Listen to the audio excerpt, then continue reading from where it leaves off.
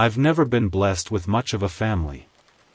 My mother passed away, estranged from her own parents who had cut her off.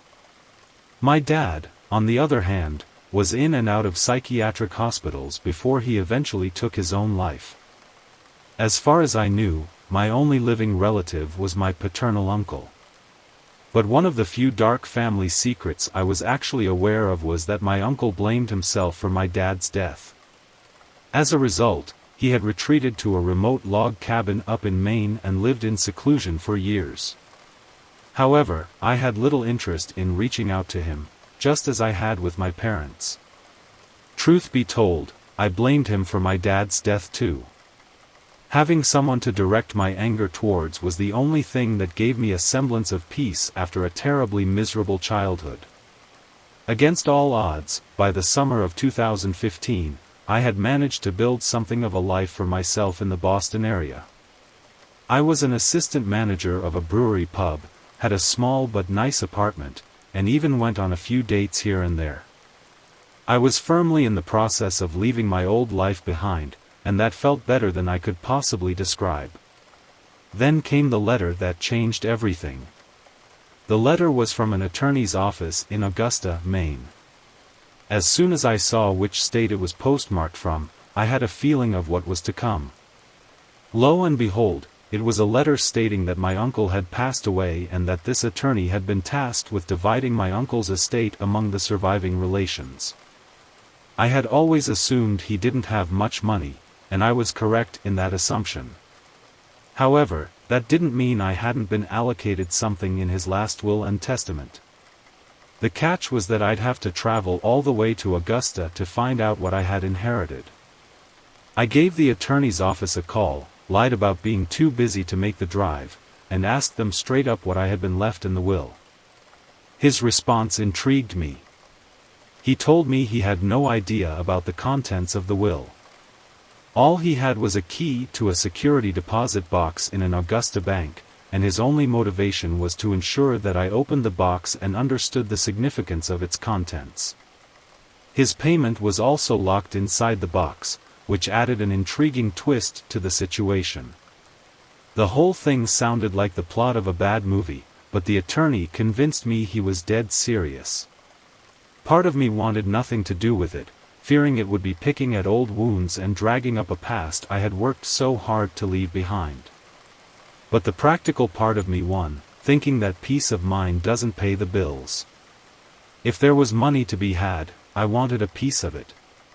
So, I took a half-day off one Friday in mid-July and embarked on a 5.5-hour round trip to Augusta, Maine. The drive was quite pleasant during the summertime, with quiet views and growing feelings of dread. I arrived outside the quaint offices of the law firm Stevens & Day, and a sense of impending doom washed over me. I had convinced myself that the letter would contain some awful truth about my family, threatening to undo all the progress I had made over the past few years. As I met with the attorney and we drove over to Bangor Savings Bank to unlock the deposit box, I felt on the verge of a miniature panic attack. I was almost trembling with trepidation. The attorney's office was my destination, and he showed me the way. I was anxious to find out what the letter contained, but I couldn't bring myself to open it. Instead, I made an unusual request. I asked the attorney to read the letter for me and summarize it as clinically and coldly as possible. I couldn't bear to read it myself. I watched the attorney's face intently as he unsealed the envelope, took out the letter, and began to read. He scanned the contents briefly before a puzzled look crossed his face. My impatience prompted him to show me what was written. The letter wasn't a long-winded apology or explanation, nor was it a goodbye or a dying request. Instead, it contained a set of numbers that seemed like coordinates and 3 scrawled words: "Burn it all." The attorney asked me about the significance of the coordinates, and I had no answer. A quick Google search revealed that they pointed to a seemingly random spot in the Debscon Egg Lakes wilderness area, and I couldn't help but think it was the location of my uncle's cabin. However, the nature of what I was supposed to burn was a complete mystery. In the span of about 10 minutes, my emotions had shifted from wanting to avoid the grim situation to being consumed by morbid curiosity. My imagination ran wild, theorizing about illegal or immoral activities my uncle might have been involved in. I had to know more, and if he had left behind a terrible, shameful legacy, I wanted to destroy it. The drive back to Stevens and Day allowed me to politely grill the attorney about my uncle's death. I figured that if he had fallen ill or died at home, someone must have seen the inside of his cabin. According to the attorney, my uncle had driven himself to the hospital about a week before he died, and he had made the deposit box arrangement months earlier. So, for all intents and purposes, the only person who had ever seen the inside of that log cabin was my uncle. Before I left the attorney's office, I asked for his advice, and his words stuck with me: sometimes things bury you if you don't bury them first. I realized I couldn't lose any more sleep over this situation. It had already taken a toll on my life, and I couldn't let it happen again. It was clear what needed to be done.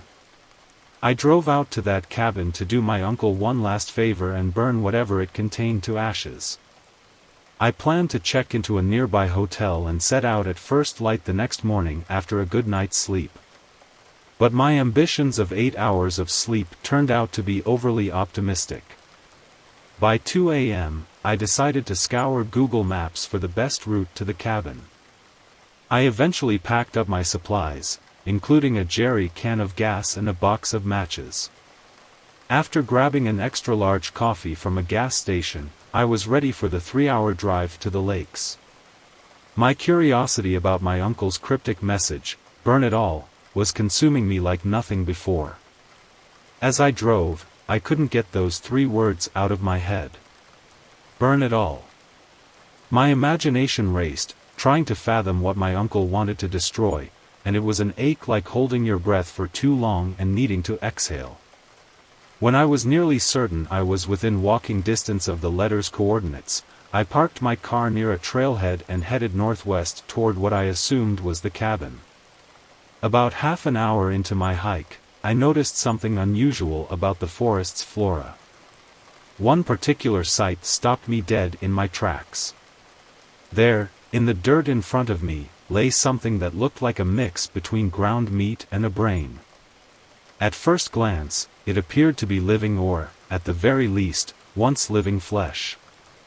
The shade and texture resembled meat, but I soon realized it was a type of fungus, Germitra esculenta, commonly known as brain fungus. It can be highly poisonous and is not uncommon in northeastern forests, but what was uncommon was the frequency with which I saw this fungus in the woods. Those weren't the only unusual mushrooms I found.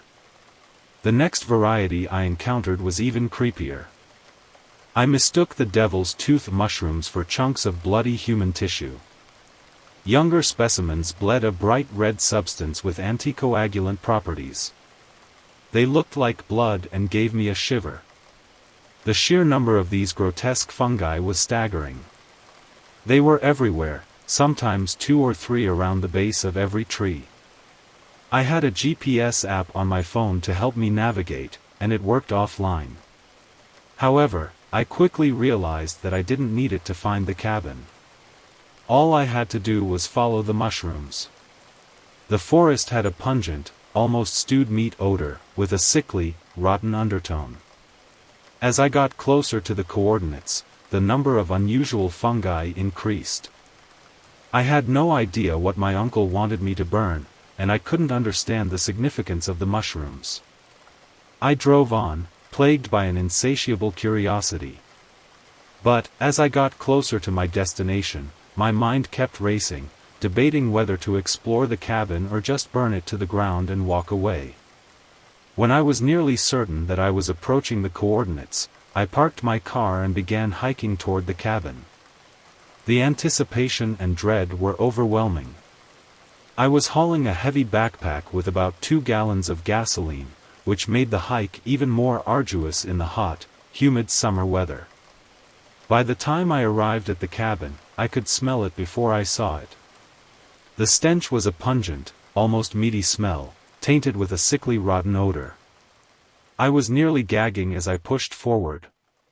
The cabin was covered in brain fungus and devil's tooth mushrooms, nestled wherever the wood met the soil or retained moisture under windowsills.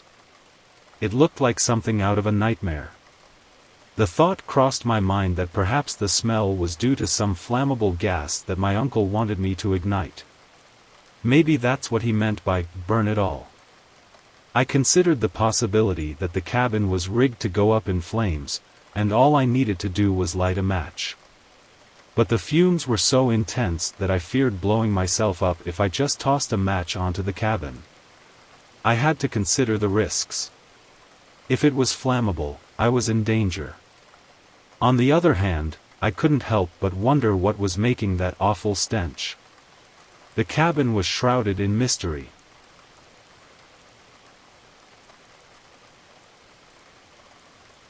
In June of 1976, my family and I, the Robinsons of Lathrop Village, Detroit, decided to vacation at our beloved Lake Michigan cottage near Goodhart, just north of the Straits of Mackinac.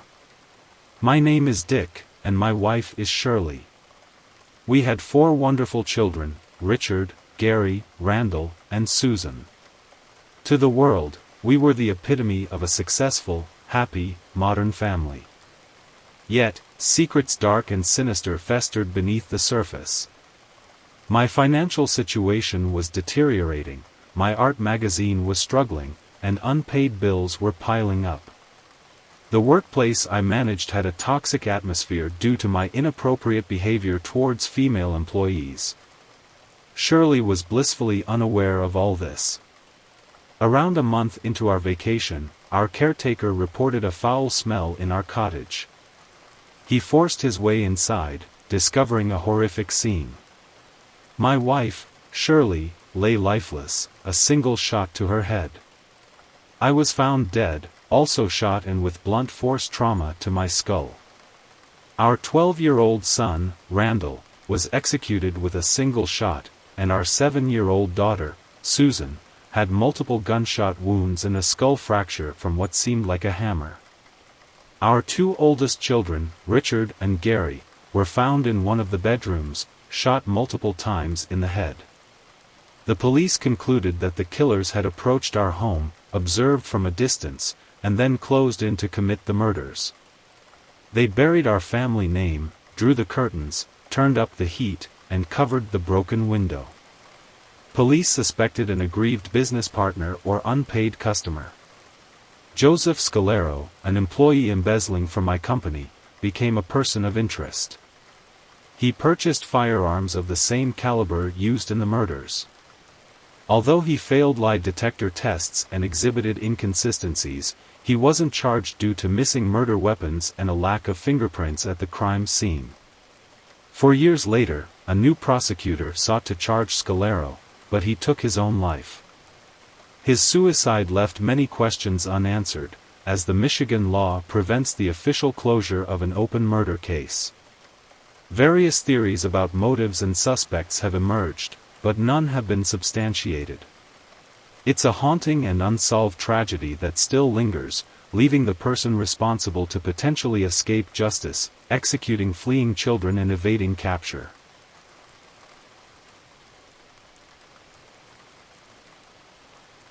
This happened to me in Colorado in the late 90s when I was a teenager. We lived in a cabin deep in the woods, and when I say deep, I mean the nearest store and house were at least a 30-minute drive from our cabin. It was around 10:30 at night, and my father was at work on a night shift, so it was just my mother and me. It seemed like a usual night until things took a terrifying turn. We were finishing up with dinner, and my mom was cleaning off the table. She asked me to do the dishes, which I did without hesitation. I was waiting for the cold water to get warm when I noticed the outside light turned off. My reflection in the window, along with the light being turned off, made it incredibly hard to see. But I could make out something that looked like a face, and whoever or whatever it was staring right at me. I was absolutely stunned. I quickly cleaned the fog off the window with a rag to get a better look. By the time I moved the rag away from the window, there was an extremely bright light shining directly at me. I squinted my eyes and looked away for a second because it kind of hurt my eyes. Then, all of a sudden, the light turned off, but I could still see whoever it was in the distance, looking at me. My mom had put the rest of the dishes in the sink, and I snapped out of my trance. I stepped away from the window, and my mom asked me what was wrong. I told her what had just happened, how there was somebody out there staring at me and shining a flashlight into our window. At first, she didn't seem to believe me, but I reassured her that I was serious and how I was confused about how she didn't notice the flashlight when it was shined at me. She must have had her back turned or something. My mom literally thought I was joking, so she didn't even bother to look. When I felt safe enough to do so, I walked back up to the window and looked outside, but there was nothing there. They were gone. I felt slightly relieved, but that relief was short-lived.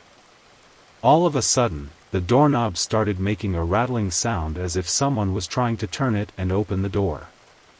My mom screamed, and we both grabbed a small kitchen knife.